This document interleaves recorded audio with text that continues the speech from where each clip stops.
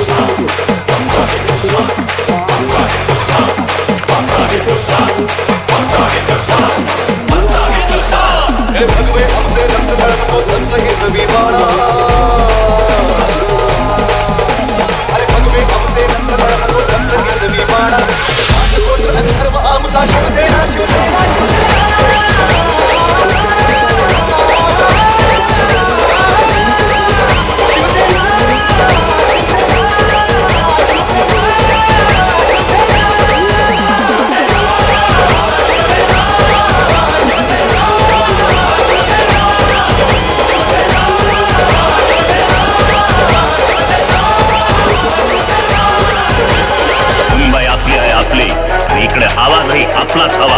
हा बाळासाहेबांचा महाराष्ट्र आहे।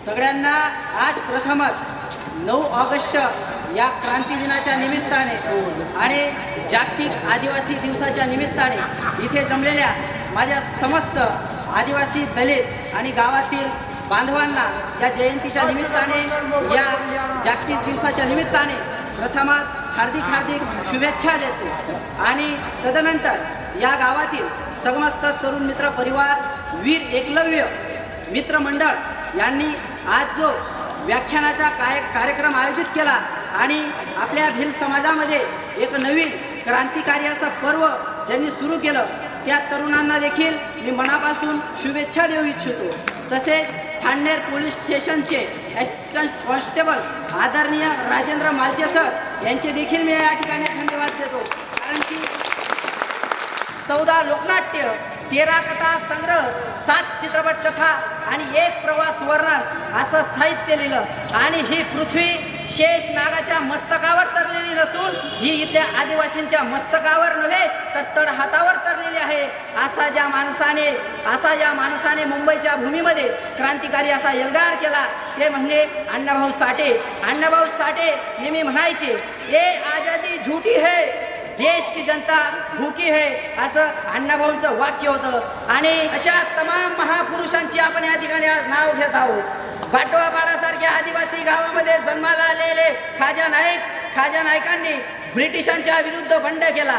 तुम्ही माझ्याच मातीत येतात, माझ्याच मातीतून माझ्याच माया बहिणींना, माझ्याच समाज बांधवांना तुम्ही गुलाम करत आहात। तुम्ही आमच्या भारतामध्ये राज्य करण्याच्या हेतूने आले, व्यापार करण्याच्या हेतूने आले आणि राज्यकर्ते झाले। अशी ज्या आदिवासी क्रांतिकारकाच्या मनामध्ये ही क्रांतीची ठिंगी पेटली ते म्हणजे वीर खाजा नाईक। वीर खाजा नाईक आपल्या जिथे शिरपूर तालुक्यामध्ये बाटवापाड्याच्या धर्तीमध्ये जन्माला आले आणि ज्या माणसाने 500 भिल्ल महिलांच्या सहाय्याने, 500 माझ्या भिल्ल माता भगिनींच्या सहाय्याने ब्रिटिशांना सडोकी पडो करून सोडलं, असे महान क्रांतिकारक खाजा नाईक तुमच्या आमच्या देशामध्ये, तुमच्या आमच्या भागामध्ये, तालुक्यामध्ये होऊन गेलं। तदनंतर धरती आबा बिरसा मुंडा असतील, तदनंतर तंट्या नाईक असतील, नवे तर भगवान महाडनायक महादंडनायक भगवान एकलव्य वीर एकलव्य आपण ज्यांना म्हणतो ते देखील तुमच्या आमच्या एका देशामध्ये होऊन गेले. म्हणून मित्रांनो, आपण ज्याप्रमाणे आपण डीजेमध्ये नाचतो, बँडमध्ये नाचतो, आज इथे भिलाटीमधले तुमच्या आज याच्यात जन्माला आलेला माणूस स्वतःच्या मेहनतीच्या जीवावर, स्वतःच्या ताकदीच्या जीवावर एका महाराष्ट्र शासनाच्या गृह विभागाच्या पोलीस या पदावरती चांगलं इमानी इतबारे कार्य करत आहेत आणि तदनंतर ते तुमच्या समाजासाठी खूप असे आदर्श देखील आहेत. तसं या गावामध्ये खूप असे आदिवासी समाजाचे असतील, दलित समाजाचे असतील, गावातले सवर्ण असे काही बांधव असतील, खूप चांगल्या प्रकारे इथले सर्व्हिसमध्ये देखील लोक आहेत. हे आदर्श गावाचं उत्तम असं लक्षण आहे.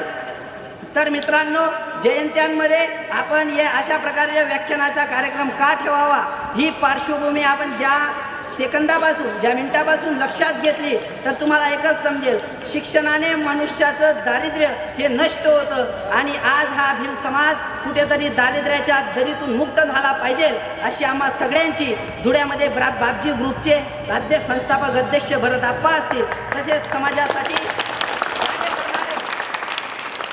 होता तो शिक्षणाच्या बाबतीतला आम्हाला रेशो आम्हाला पाहायला मिळत नाही. आमचे पोरं आजही आम्हाला रेती भरताना दिसतात, आमचे पोरं आजही आम्हाला दगड फोडताना दिसतात. इथलीच नव्हे तर पूर्ण उत्तर महाराष्ट्राची परिस्थिती सारखी आहे. फक्त तापीचा पट्टा असेल तर रेती भरत असतील, तिकडे परेडच्या भागात गेले तर तिथे दगड फोडत असतील, कुठेतरी खडीच्या कामावरती जात असतील, कुठेतरी मोल मजुरीच्या कामावरती जात असतील. मित्रांनो, तुमचं या देशासाठी योगदान आहे.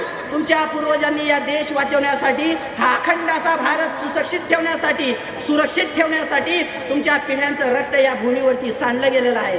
खाजा नाईक सारखा माणूस या देशासाठी अर्पण झालेला आहे. खाजा नाईकांना 500 ते 1000 1500 इंग्रजांनी पोलीस लावून त्यांना पकडण्यात आलं आणि त्यांचा खून करण्यात आला, त्यांना बंदुकीच्या गोळीतून मारण्यात आलं. असा महापुरुष तुमच्या आमच्या देशामध्ये जन्माला आलेला आहे. या महापुरुषांचं योगदान तुम्ही आम्ही लक्षामध्ये घेतलं पाहिजे. म्हणून हा 9 ऑगस्ट क्रांतीचा दिवस आहे. 9 ऑगस्टची क्रांती ही फक्त आपल्या या महाराष्ट्रापुरती किंवा आपल्या या भारत देशापुरता मर्यादित नसून ही संपूर्ण जगामध्ये, संपूर्ण विश्वामध्ये मानला जाणारा हा 9 ऑगस्टचा दिवस आहे आणि हा 9 ऑगस्टलाच क्रांती दिन असे देखील म्हटले जाते. नव्हेच आपल्याच भारतामध्ये दलित, अस्पृश्य, आदिवासी, सवर्ण असा प्रकार नसून हा संपूर्ण जगभरात चाललेला हा प्रकार होता. सर्वसामान्य माणसांना नेहमीच अत्याचार होत होता. सर्वसामान्य माणसांना खूप नाना तऱ्हेच्या गोष्टींना सामोरे जावं लागत होतं. तसेच प्रत्येक देशामध्ये, युरोपमध्ये, फिलिपाईन्समध्ये, अमेरिकेमध्ये, इंग्लंडमध्ये, जगाच्या पाठीवरती जितके देश आहेत सगळ्यांनी युद्ध त्यांनी केलं नाही. त्यांनी आपल्या हातामध्ये पेन घेतला आणि सुंदर असं या देशाचं संविधान लिहून टाकलं आणि त्या संविधानाच्या माध्यमातून या देशातल्या सर्वसामान्य आदिवासींचं, सर्वसामान्य दलितांचं आणि सर्वसामान्य मायबाप शेतकरी गोरगरीब जनतेचं कल्याण करून टाकलं. अशी ही परंपरा असलेला तुमचा आमचा भारत देश आहे. आमचा डॉक्टर बाबासाहेब आंबेडकरांना पावाचे तुकडे घेऊन शिक्षण पूर्ण करावं लागलं. विलायतेमध्ये शिक्षणाला गेलेले असताना स्वतःच्या राजरत्न नावाचा मुलगा त्यांचा आज आपल्या भारत देशामध्ये होता. स्वतःचा मुलगा एकदम अशा शेवटच्या परिस्थितीमध्ये होता, म्हणजे मरण्याच्या वाटेवरती होता. बाबासाहेबांच्या पत्नी होत्या रमाबाई आंबेडकर. रमाबाईंनी बाबासाहेबांना पत्र लिहिलं, भीमराव, तुमचा आमचा मुलगा राजरत्न हा अगदी शेवटच्या अशा परिस्थितीमध्ये आता जीवन जगत आहे. त्याच्यावरती मी गौऱ्या विकून म्हणा किंवा उसने वगैरे पैसे करून म्हणा त्याच्यावरती मी इलाज करत आहे, पण त्याची प्रकृती काही बरी होत नाही.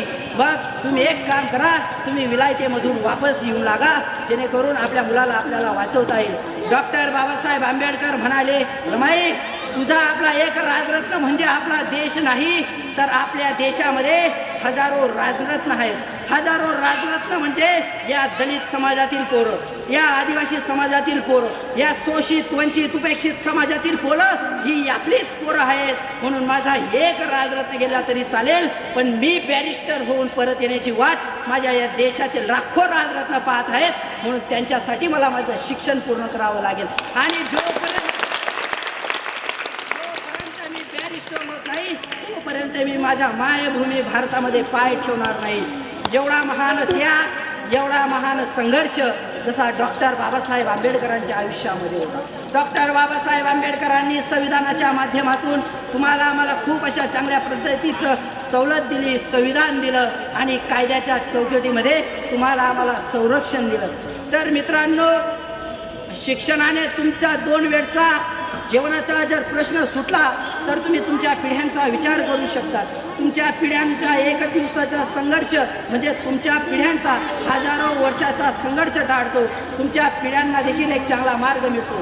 तुमच्या समाजामधली दारिद्र्यता, अंधश्रद्धा या गोष्टी जर तुम्हाला मोडून काढायच्या असतील तर तुम्हाला शिक्षणाची कास घेणं हे खूप महत्त्वाचं आहे. 9 ऑगस्ट आत आहे, पुढच्या वर्षी देखील येईल. हे असं कालचक्र चालू राहील. पण या जयंत्या का असतात, पुण्यतिथी ह्या का असतात आणि असे विश्व जागतिक आदिवासी दिवस का असतात? तर तुमच्या आमच्या आयुष्यामध्ये खऱ्या अर्थाने परिवर्तन घडायला पाहिजे. त्याच्यासाठी या गोष्टी आपण करून घेत असतो. ज्या गोष्टीच्या माध्यमातून समाजामधल्या तरुणांना एक नवी दिशा मिळते, समाजामधल्या तरुणांना एक नवी प्रेरणा मिळते, समाजामध्ये जगत असणाऱ्या लोकांना एक नवा विचार मिळतो आणि तोच विचार खऱ्या अर्थाने तुमच्या आमच्या आयुष्यामध्ये क्रांती घडवून आणत असतो. हाच विचार तुम्हाला आम्हाला या ठिकाणी अपेक्षित आहे. आपलाच मागे असणारा, आपल्या सोबत असणारा आज पावरा समाज तुम्ही बघा. आज शिरपूरपासून तर मुंबईपर्यंत पावरा समाज तुम्हाला दिसेल. पावरा समाज शैक्षणिक दृष्ट्या असेल, राजकीय दृष्ट्या असेल, आर्थिक दृष्ट्या असेल, आजही भिल समाजापेक्षा 70 नव्हे तर 95% 95% पावरा समाजात तुमच्यापेक्षा पुढं आहे. कारण की पावरा समाजाने त्यांचा दरवाजाची चौकटीच्या इकडे न राहता त्यांनी दरवाजाच्या तिकडे पाऊल काढलं. त्यांनी मुंबई बघितली, दिल्ली बघितली, शिक्षण क्षेत्रामध्ये क्रांती केली. आज पावरा पोरं सगळ्यात जास्त तुम्हाला MD डॉक्टर दिसतील. पावरा समाजातले तुम्हाला चांगले क्लास 1, क्लास 2, क्लास 3 अधिकारी दिसतील. पावरा समाजातली लोक तुम्हाला चांगल्या पदावरती दिसतील आणि तदनंतर प्रत्येक क्षेत्रामध्ये त्या समाजाने आज क्रांती केलेली आहे. त्या समाजाचा आता तुम्हाला आदर्श घ्यावा लागणार आहे. कारण की तुमचा ज्या आदर्श आहे ते तुमचाच पुढच्या पायरीवरती असणारा व्यक्तीच तुमचा आदर्श असला पाहिजे. तुम्हाला देखील तुमच्या प्रगतीच्या वाटा मोकळ्या होतात, तुम्हाला देखील तुमच्या परिवर्तनाच्या संधी उपलब्ध होतात. ज्या पद्धतीने दलित समाज याच्यातून मुक्त झाला, दलित समाजावरती झालेला अन्याय आम्ही सगळ्यांनी, आम्हाला आठवत नाही पण आजी असतील, बाबा असतील, कुणाला ना कुणाला ते जे ज्येष्ठ मंडळी असेल त्यांना त्या समाजावरच्या अन्याय अत्याचार आठवत असेल. तो समाज चौकट मोडून गेला. दलित समाजाने शिक्षणाची कास धरली.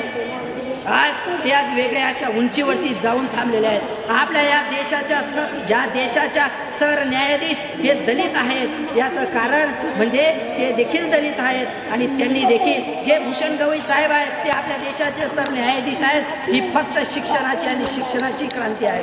मित्रांनो, सर्वसामान्याच्या घरात जन्मालेलं पोरगं, सर्वसामान्याच्या घरामध्ये जन्माला आलेलं पोरगं आज या देशाचं गारहाण हाकू शकतो, या देशाच्या न्याय मिळू शकतो. तर तुम्ही आम्ही देखील आपल्या आयुष्यामध्ये क्रांती करणं आवश्यक आहे. समाजामधल्या बांधवांना माझी विनंती आहे, खूप दिवस झाले तुमच्या वडिलांनी देखील मोलमजुरी केली, आता तुम्ही देखील त्याच वाटेवरती आहात. तुम्ही ही रेतीच भरत आहात, तुम्ही दगडच फोडत आहात, कुठे मोलमजुरी करत आहात. मोलमजुरी करणं म्हणजे चूक नाही, पण ते काही काळापुरता आपल्या पोट भरण्याचं साधन असलं पाहिजे. मात्र आपलं ध्येय हे काहीतरी विशिष्ट असं ध्येय असलं पाहिजे. 2 वेळच्या पोट भरण्यासाठी तुम्हाला पैसा आवश्यक आहे. 2 वेळच्या पोट भरण्यासाठी जसा पैसा आवश्यक आहे तशीच आपल्या पिढ्यांचं कल्याण करण्यासाठी आपल्या कुटुंबामध्ये शिक्षण होणं देखील आवश्यक आहे. म्हणून मित्रांनो, कर्मवीर भाऊराव पाटील नेहमी म्हणायचे, कर्मवीर भाऊराव पाटील देखील म्हणायचे. तर मित्रांनो, तुम्हाला सांगतो, तुमच्याही आईवडिलांचे काही स्वप्न असतील, तुम्हालाही एखाद दिवस असं वाटलं पाहिजे आपल्या समाजाच्या अवतीभोवती असणारे लोक चांगल्या मुलांना शिक्षण देतात, ते मुलं एक वेळचे शिकले की नोकरीला लागतात आणि त्यांच्या आईवडिलांना आयुष्यभर ते कुणाकडे कष्टाला जाऊ देत नाही. त्यांच्या आईवडिलांची जशी सेवा करतात तसंच तुम्ही देखील देखलं पाहिजे. तसंच तुम्ही स्वतः तुमच्या डोळ्याच्या समोर असं ध्येय ठेवलं पाहिजे, मी देखील एक चांगलं शिक्षण घेईल, एक चांगलं शिक्षण घेऊन एक उत्तम असा समाजातनं एक असा आदर्श बाहेर निघेल आणि माझ्या कुटुंबातनं मी चांगला असा, माझ्या कुटुंबातला मी खंबीर असा आधारस्तंभ बनेल, असं तुमचं देखील स्वप्न असलं पाहिजे. तुमच्या आईच्या हातामध्ये ज्या दिवसापासून जन्माला आली त्या दिवसापासून खुरपं तुम्ही पाहिलेलं असेल, तुमच्या बापाच्या हातामध्ये जन्माला आले तेव्हापासून एक पावडी आणि एक तगारी तुम्ही पाहिलेली असेल. तुमच्या बापाचे झिजलेले चप्पल तुम्ही पाहिलेले असतील. तुमच्या बापाचा फाटलेला बनेन तुम्हाला पाहिलेला असेल. स्वतःसाठी नव्हे तर तुमच्या पिढ्यांचं कल्याण करण्यासाठी तुम्हाला शिक्षण घ्यायचं आहे. ही गोष्ट तुमच्या मनामध्ये ठरवून घ्या. आजच्या ज्या मातीमध्ये जे जे काही महापुरुष झाले, ज्यांनी ज्यांनी समाजामध्ये क्रांती केली, परिवर्तन केली, शिक्षणाशिवाय सगळ्या गोष्टी खोट्या आहेत. तुम्ही 2 वेळ अन्न खाऊन अंगामधली ताकद कमवू शकतात, पण शिक्षणाविद्या तुम्ही ज्ञान आणि विद्या तुम्ही कमवू शकत नाहीत. म्हणून डॉक्टर बाबासाहेब आंबेडकरांनी म्हटलेलं आहे, एज्युकेशनच्या टायग्लेस मेल, शिक्षण हे वाघिणीचं दूध आहे आणि ते तुम्ही पिलंच पाहिजे. आणि आजच्या 9 ऑगस्ट ह्या क्रांती दिनाच्या निमित्ताने तुम्हाला एक सांगतो, तर मुंबईच्या भूमीमध्ये नामदेव ढसाळ नावाचा महाकवी होऊन गेला. नामदेव ढसाळ नेहमीच दलितांच्या बाबतीमध्ये, आदिवासींच्या बाबतीमध्ये नेहमीच त्याच्या कवितेच्या द्वारे क्रांतीचं नवस्फुर्लिंग फुंकू पाहत होता. या समाजामध्ये विशिष्ट अशी क्रांती करू पाहत होता. त्याच नामदेव ढसाळाचं म्हणणं होतं, रक्तात पेटलेल्या माझा अगणित सूर्यांदो, रक्तात पेटलेल्या माझा अगणित सूर्यांदो, तुमची आई बहीण आजही विटंबली जाते हाटाहाटातून. मवाल्यासारखे माजलेले मुनमत निरोप मेणबत्तीसारखी जाळली जातात चौकाचौकातून. पोरभर भाकरी पसाभर पाणी यांचा ठास केलाच तर फिरवला जातोय नांगर. आजही घरादारांवरून चिंकातले हात सरसरलेच तर छाटले जातात आजही नगरातून. रक्तात पेटलेल्या अगणित सूर्यांदो, रक्तात पेटलेल्या अगणित सूर्यांदो, किती दिवस सोसायची ही घोर नाकेबंदी, किती दिवस सोसायची ही घोर नाकेबंदी. मरेपर्यंत राहायचे का असेच युद्ध कैदी. ती पहारे ती पहा मातीची अस्मिता आभाळावर झाले. माझ्याही आत्म्याने आता जिंदाबादची गर्जना केली, माझ्याही आत्म्याने आता जिंदाबादची गर्जना केली. गुहेच्या तोंडाशी ठेवून जात आहे मी पिसाटलेला जाळ, गुहेच्या तोंडाशी ठेवून जात आहे मी पिसाटलेला जाळ. या पुढचा तुम्ही शिलगावीत चला काळ, या पुढचा तुम्ही शिलगावीत चला.